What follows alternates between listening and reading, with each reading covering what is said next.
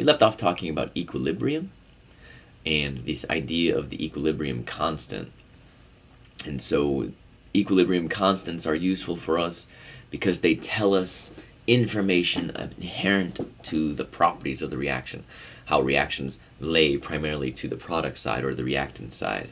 And we will develop this idea of we develop the idea of the equilibrium constant expression to relate concentrations to the equilibrium constant.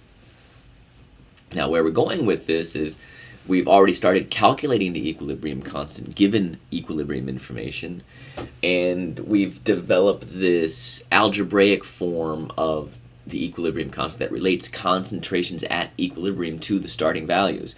Basically what that means is the lack of independence of the concentrations at equilibrium.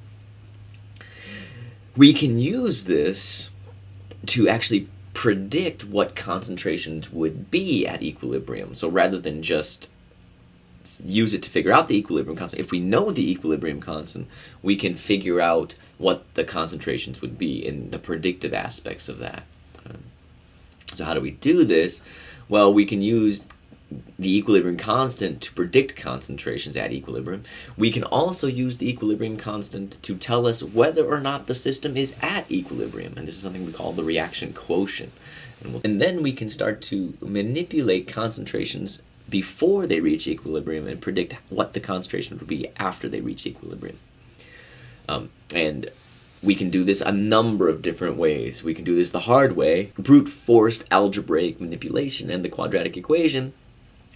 But as it turns out, there are a huge number of cheats that we can do. We can, if we're lucky, we can use some tricks of math to use perfect squares to solve out the equation.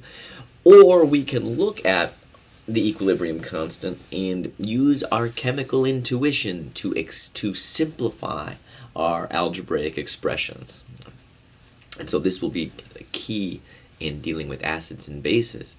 And so that's where we're going. We're going to be using this next portion of the class. We'll be using equilibrium constant to predict values of concentrations at equilibrium using initial concentrations.